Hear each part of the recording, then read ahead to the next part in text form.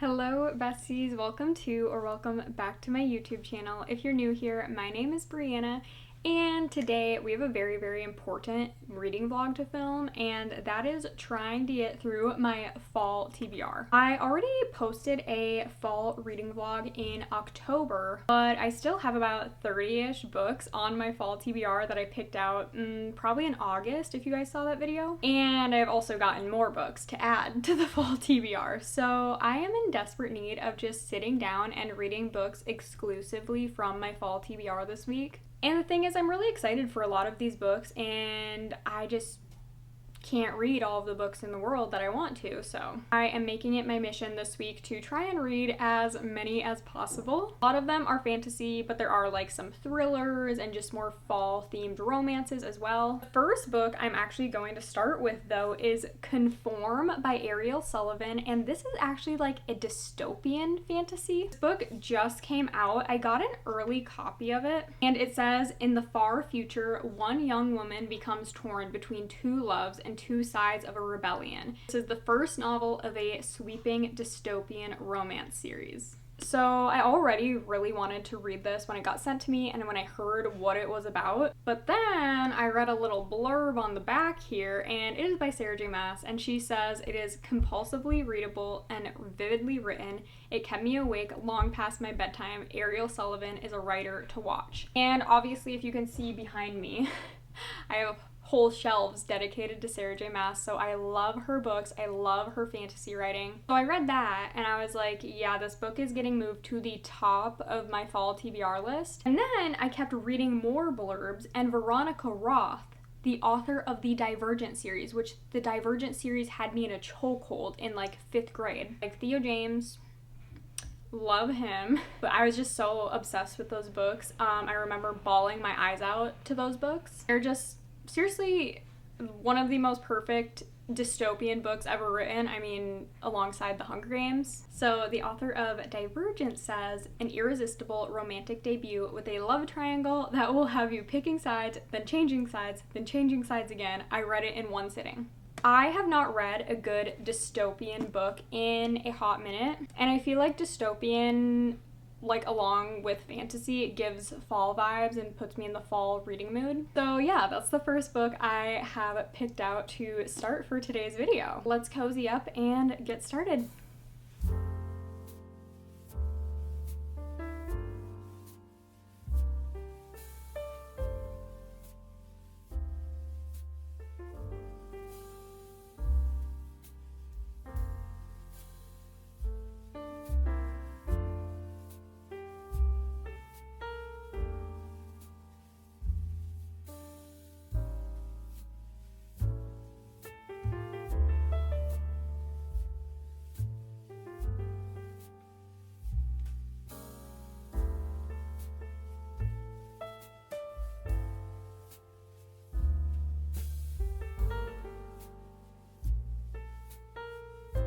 You guys, I started Conform, as you saw earlier today. Oh, you can't see very well where I am, actually. Hold on. Let me move my bookmark. I'm also using this stunning artwork of our female main character as my bookmark.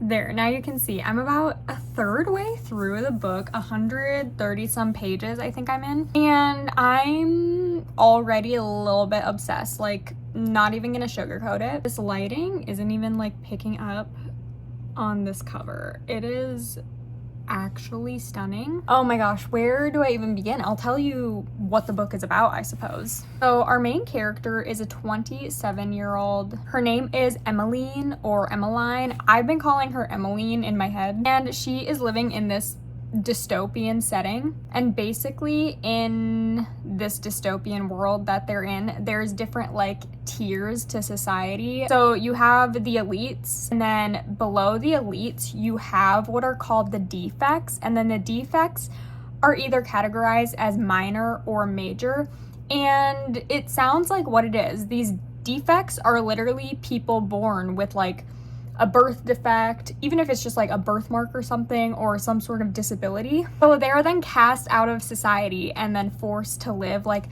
below the clouds, basically in like crappier parts of the city. Yep, that's fantastic, love the world. And then above the elites is like the Ilum, I think is how it's pronounced.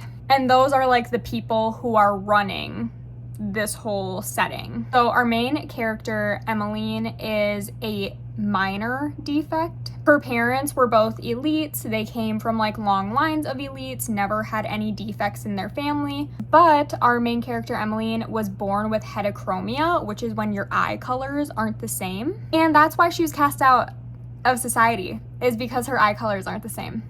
Yep. And it's really, not really funny. I thought it was kind of funny because Emmeline, her basically job that she was given by the Ilum in order to like stay in society and not be, I'm pretty sure, and not funny whatsoever, but like literally insane. Anyways, her job is to get rid of historical art pieces. So right away in the beginning of the book, we see her deleting the Mona Lisa. Yeah, which is just like so crazy to think about. Literally, this book is just like insanity and crazy to think about because it's like, it feels too real sometimes. Okay, I'm just gonna say it. Because yeah, there are these elites in society. It's like in the Hunger Games when you have all the districts and then you have the capital. The elites are basically like the capital people, and then the defects are like District 12. Anyways, Emmeline is, oh my gosh, I was gonna forget to talk about this. Literally such a weird part, and literally like right away in the beginning once again, is women in this world are literally only made to be like for breeding. Literally their only purpose is to make more children. And it's called, oh gosh, what do they call it? There's this whole like mating system. Yeah, and the elites obviously like want more elites to be born, but they will mate with defects and to make sure there's no incest happening. Yeah. Oh, the Procreation Act is what it's called. So all of the women, oh, hello, Christopher. All of the women in this society, I was just talking about the Procreation Act. Oh. Like the women in this society are literally only made to procreate. And they like, they're brainwashed that they want to do that. Like, that's all they want. So our main character, Emmeline, she is like dying to be chosen for a mate for this whole procreation thing. And she ends up getting chosen to be a mate by an elite. And she's like, why would an elite want to mate with me? Because she's a defect, even though literally her only defect is that she has heterochromia. So yeah. So she meets with this elite that supposedly wants to have kids with her. Again, she's like, I don't know why he wants to have kids with me, but I'll take it because this is my only way to like, you know, be used for something else in society other than deleting art. Like, she would rather just be knocked up by a man over and over again and like have his kids over and over again instead of deleting artwork. Very sad existence for her. And it's also really sad because obviously her parents are elite, but they literally sent her away because they're like, she's a defect, get rid of her. Like, again, insanity. That's what this book is. Anywho's, one day when Emmeline is working, she meets another character, Hal, and he is also a defect, and I don't know, he definitely has some information like about the world that Emmeline doesn't know, and we are reading it through Emmeline's perspective. So I think it's really cool that obviously she doesn't know everything. She doesn't know, I mean, obviously she hates the way that the world is run because she's a defect and she gets the brunt of it, but she doesn't like know everything, and she is like conforming to society. She's not like breaking free. Again, she hates the society and she doesn't want to conform, but she knows like if she wants to survive, she has to conform. But Hal is kind of putting ideas in her head, like that the world might not be all that it seems to be. And then her mate, potential, his name is Colin, and again, he's this elite, and he's been treating her really well, actually. So yeah, I can definitely see how a love triangle is going to come in. I am just like loving it so much. Literally, it is So immersive. The imagery is done so well. I just sat on the couch by the fireplace for a few hours and fully immersed in this book. I love Emmeline's character. She is really simple, but she's also so complicated, you know, and I can't wait to see her play like a bigger role potentially in bringing down this society, because it sucks and something needs to be done. As for the love interests, I literally don't know. I actually really like both Colin and Hal. So it's gonna be really, really interesting to see how this plays out. And I can't wait to like dive into Emmeline's character development. I am just so excited. So yeah, that's my little update. I will be back with another one, but otherwise I'm probably just gonna cozy up for a little while and keep reading this for a bit. No way, we just learned something so juicy about Hal's character. As if I already didn't want to read more, like now it needs to keep going even more.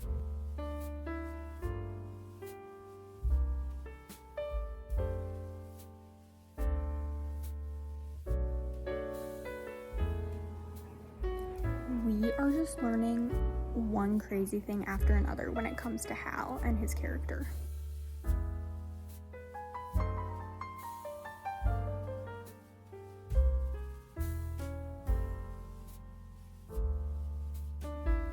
Our main girl is basically questioning what their like big pharma is in her world, and I am just loving it. Like, yes, this is a dystopian book, but it's feeling so real.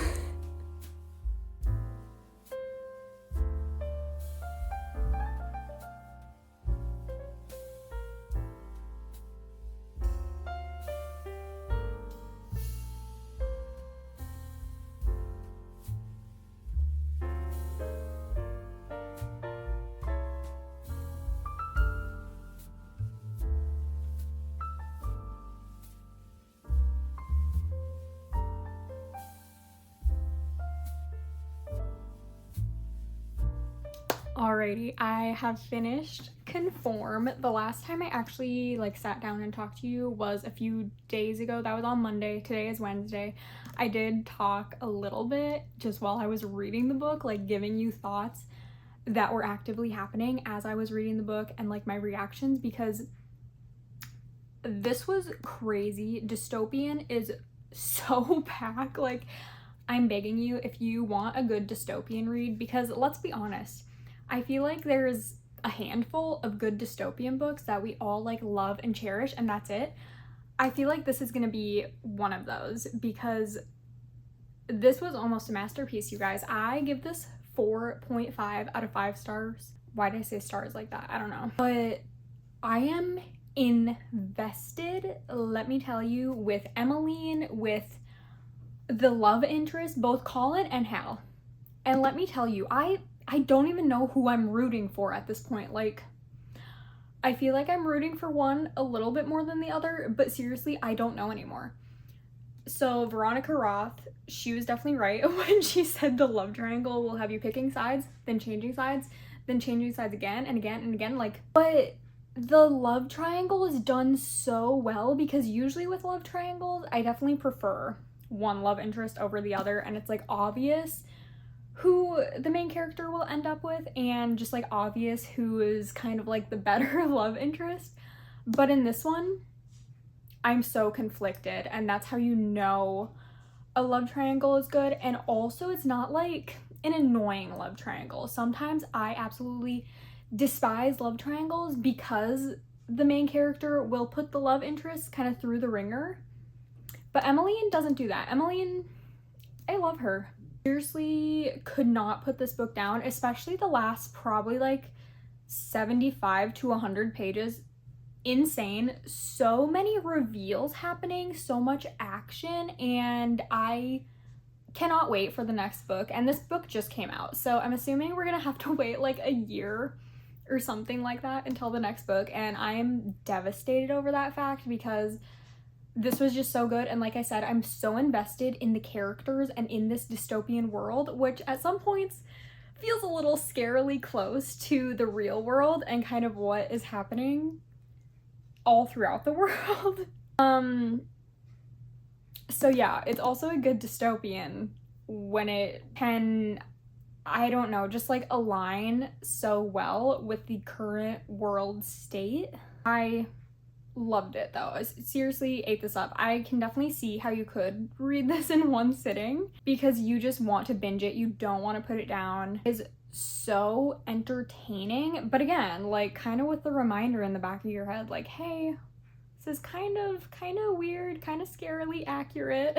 I feel like I can't really say much more about the plot without giving too much away, but obviously the defects of the world are very, very unhappy with how the elites are running it and how the elites are basically treating the defects like trash, and there's sort of an uprising happening. It is seriously like the perfect mix of the Hunger Games with like the different tier rankings, I guess, you know, when it comes to the capital and all the districts, but then a good mix of Divergent because it has that kind of, I don't know, just kind of the same atmosphere and setting almost. Also, a lot of the technology reminds me of Divergent, and also somewhat powerless again with like the elites having powers and then obviously the powerless people, and it's like the defects are treated like the powerless are in Powerless. So such a great mix. It's really, really making me want to reread and then rewatch the Divergent movies,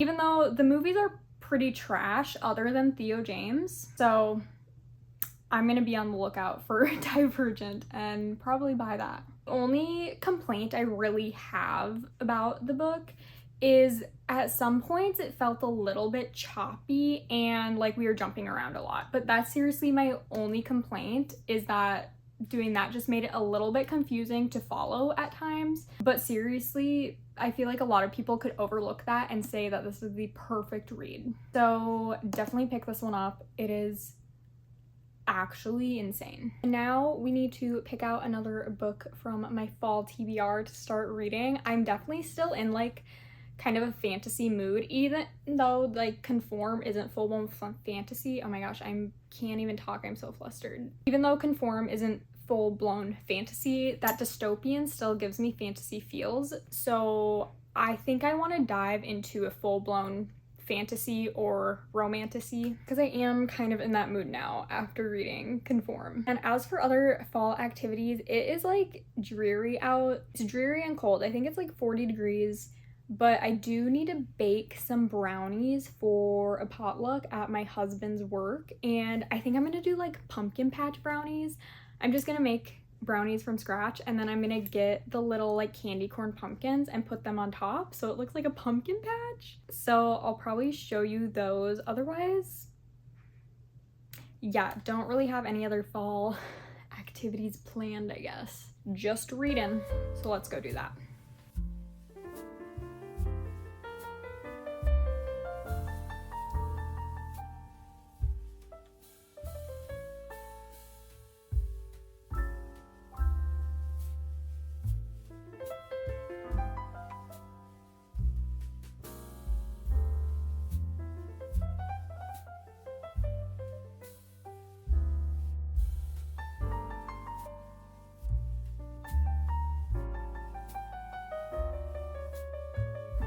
Alrighty, you guys saw that I decided to pick up Soul Gazer by Maggie Rapier. I have had this book for quite a few months. I don't remember when exactly I got it, but I knew I wanted to put it on my fall TBR because, hi Spice, this is an adult romantasy and it's like a pirate romantasy, and I don't know why, but obviously fantasy and romantasy already gives me fall vibes, but the fact that it's pirate gives me even more fall vibes. Again, I don't know. I feel like pirate makes sense for the summer because like they're on the ocean. So I don't know why my brain correlates it with fall, but it just does. Anywho's, I am so sorry in advance if I'm about to butcher these names because it is Scottish names and words that are used throughout the book.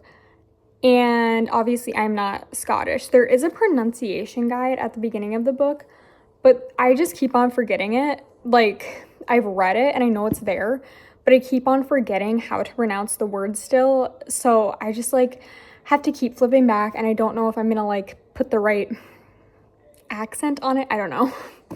Bear with me as I try and talk about this book though. So our main character, Saoirse, I hope I'm saying that right. She is basically cursed with this deadly magic. Honestly, I'm a little bit confused about the whole magic system and this whole world. There is no world building really. You are just thrown in with not much explanation on anything, so that has been kind of difficult. But anyways, this magic that she has is really, really deadly. It reminds me of Shatter Me. If you read Shatter Me, the main character has this power that basically, like, if she touches someone, it'll kill them.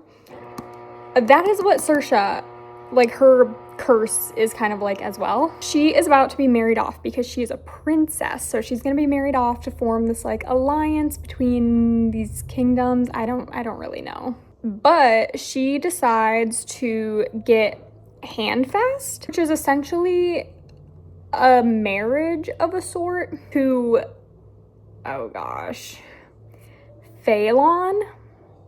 Again, I'm so sorry if I'm mispronouncing that. His name is Phelan, and he is the pirate, and he is looking for this island, and apparently Saoirse is the only one who can really help him find that island because she has this power. So they get handfast, and they are now trying to find this island together, and it's very, very high stakes because it's literally like life or death. And she ran away from home, and her family already doesn't like her because she's cursed with this deadly magic. Yeah, very, very interesting so far. I will say that. Also, it is very magical, very magic heavy, obviously, with Saoirse being cursed with magic, like with our main character having this magic herself. Obviously, it's talked about a lot. I do really like that. Obviously, that gives good fall or fantasy fall vibes. And then Phelan is just like a brute, honestly. It's so funny seeing them together. It reminds me so much of Outlander with Claire and Jamie. Like, Claire is just this fragile little thing. She doesn't know what's happening. And then Jamie is just this brute. And yeah, I definitely am getting Outlander vibes, which I love Outlander. I've only ever watched the TV show, but I do love that show. So I'm liking that it's reminding me of Outlander and those characters. Their banter is funny. Well, mostly Phelan, he, again, is a brute. So he just says the darndest things, and it's really, really funny. And I cannot wait for the romance to come into play because they're something already. And they're kind of like, well, Saoirse doesn't really want anything to do with being actually married to him. She just kind of wants to get away and try and break this curse. And hopefully her family will forgive her for running away with a pirate. Yeah, that could get interesting for her for sure. I don't know. I think I'm definitely starting to like it more now that we're seeing Saoirse and Phelan interact more, because in the beginning, it was a lot of her interacting with like random side characters, not really focusing on what the book is going to be about. So I wasn't loving it at first, but now that we're really getting into it, like this quest that they're on together, I'm very much enjoying it. And like I said, I can't wait for the romance to come in. But now I'm going to take a little bit of a reading break. I'm going to work on those brownies I said I was gonna make, and then I'm also gonna make some supper. So I'll probably just like read in between doing stuff. So like I said, I'm gonna make those pumpkin patch brownies is what I'm calling them. I will show them to you when I'm done. And then for supper, I'm just gonna do something simple. I call it beef pasta. That probably sounds disgusting. I feel like other people call it like goulash or something. It is literally just pasta with a red sauce and then ground beef. It's delicious. It has great protein. So it is a very like heartwarming meal. Like, again, perfect for this kind of cold, icky fall day we're having. You can literally see in the background how like gray it is outside. I hate it. Seasonal depression is probably gonna hit me hard. But yeah, just thought I'd give you a little update, and now let's go bake some fall goodies.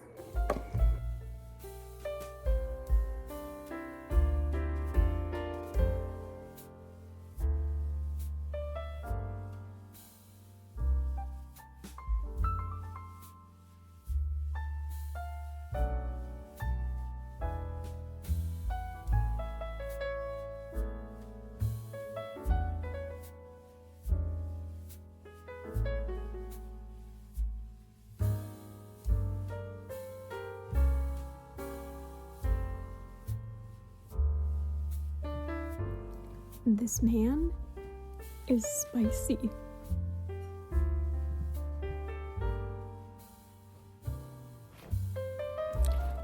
I'm not happy with him anymore.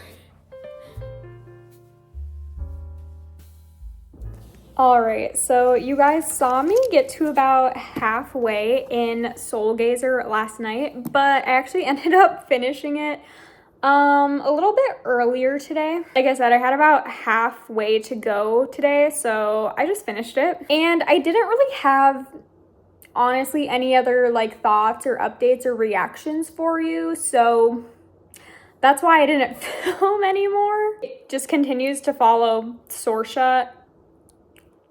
I don't know if that's how you say her name, and Phelan, as they're going through with this like marriage to find the secret isle. And let me just say, I think one thing I have learned about myself and just like my reading preferences this year is that I'm not the biggest fan of pirate fantasies, which I don't really know why. I just don't think I love the whole piratey setting, honestly. And I don't know what it is about me, because another thing about me is that growing up, I was obsessed with Once Upon a Broken Heart. No. Once Upon a Time, you know, like the whole Disney princess retelling. I literally don't even know how to describe that show. It feels kind of like a fever dream. But I loved Emma Swan and then Captain Hook.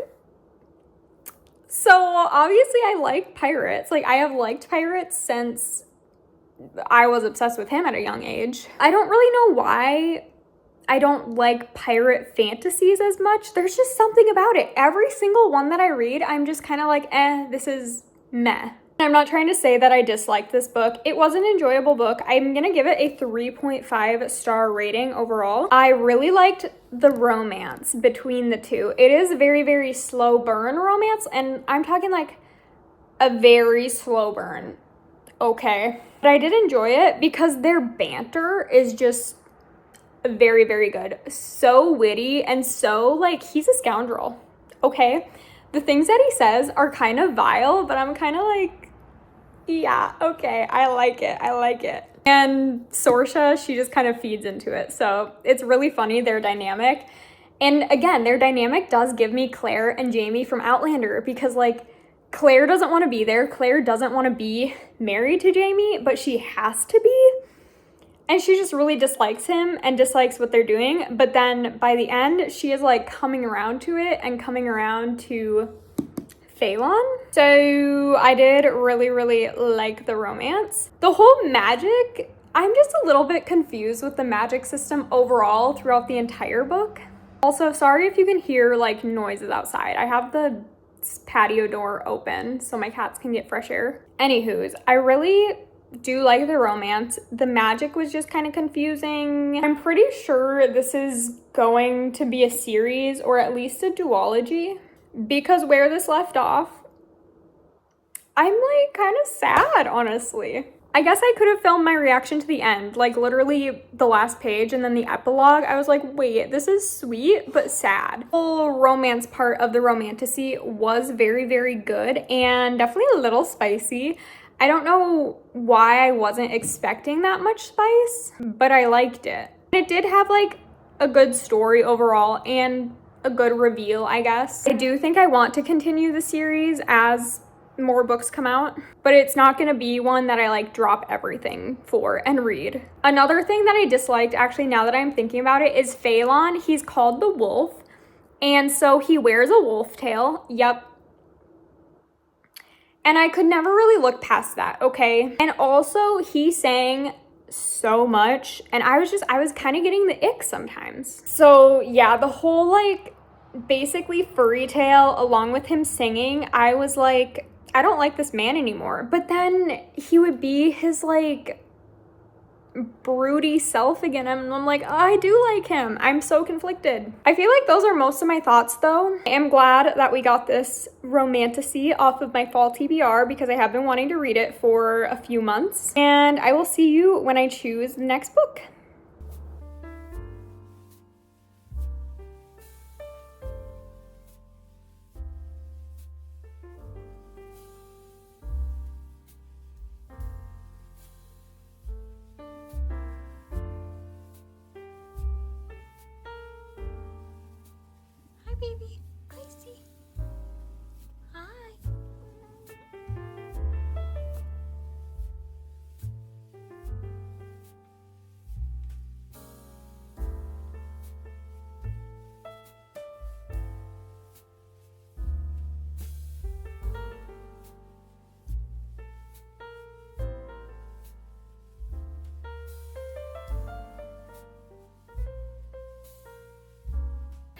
Hello, it has been a few days. I think the last time I talked to you and gave you an update was on Thursday, and it is now Sunday night. So yeah, like Friday, Saturday, and Sunday I have been just MIA. I'm not gonna get into it too much, but basically I have 3 cats. One of them was very, very sick, and she has been to like our vet and then the emergency vet 4 times in these last few days, since Thursday basically. So she's finally, thankfully, getting better, and hopefully it stays that way. So I just like was not really reading and obviously not giving any updates because I was very, very stressed and worried about her.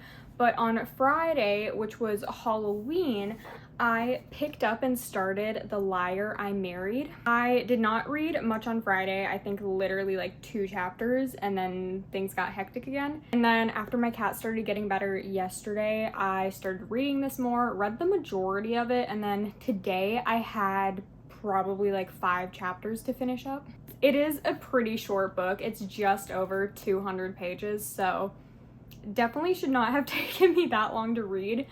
But given the circumstances and me just like not even really feeling like reading. And also, since it was so short, I was like, it feels kind of pointless to give multiple updates because this is a psychological thriller, so obviously I can't be giving like huge updates or anything that, you know, explain the plot because it's a mystery thriller. You want to be surprised, and obviously I don't want to give anything away. This is a spoiler-free reading vlog. But this book is about our main character, Jessie. It follows her POV as she is just waking up from a almost year-long coma after she was in a very, very bad car accident. She thinks that her husband, John, is who caused the accident and basically like wanted her dead. So she's now trying to remember the night of the accident and like everything that led up to that, because when she first wakes up, she has no recollection of it. Nobody is telling her anything. Everyone's like, oh, your doctor says to let you remember on your own. And Jessie just feels like she's going crazy because she doesn't know what is going on and nobody is telling her anything. But she does not trust her husband because we see like 12 months leading up to the accident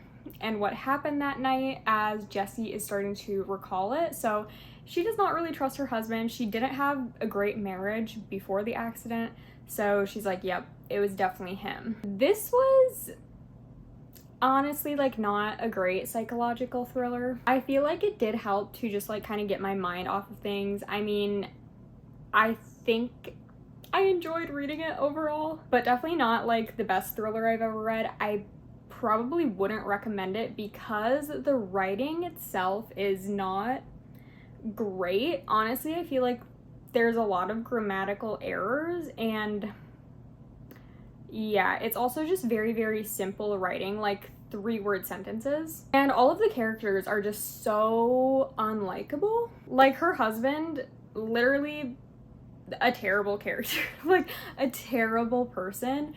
And how she's trying to justify him, I'm like, girl, no. Yeah, just it being so simple, and I don't know, I feel like I could probably turn to a page and like read you a sentence to kind of give you an idea. It's a tax write-off. John smiles. I'd be stupid to refuse. It's a good investment. And then that's like it. Also, just like such weird phrases that I've never heard of, and this is supposed to like take place in Manhattan or the surrounding area, so like it takes place in the United States, and they're using these phrases and stuff like several times over and over again that I've just never heard of. Like one of them that they kept on saying was like a bee in her bonnet or something, and I'm like, literally I don't know what that means, and they just kept saying it, and I'm like,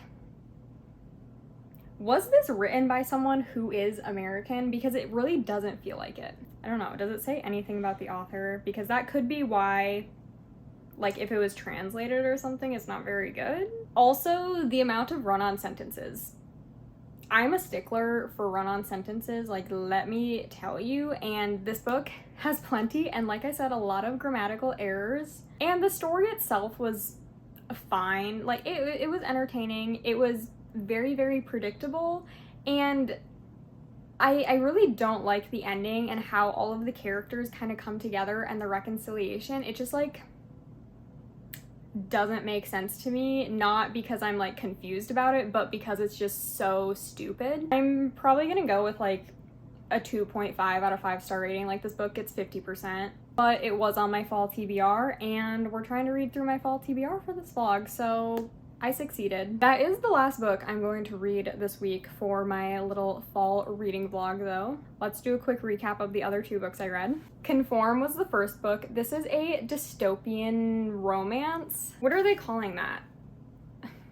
A dystomance, I feel like I heard someone else say, which I think is kind of like a new term being coined for this type of genre of book, and I am obsessed. I gave this a 4.5 rating initially, but as the week has went on, I've just like been thinking about this book more and more, and just how much I loved it and how much I can't wait for the next book. So I'm like, maybe it is a 5-star. I don't know though.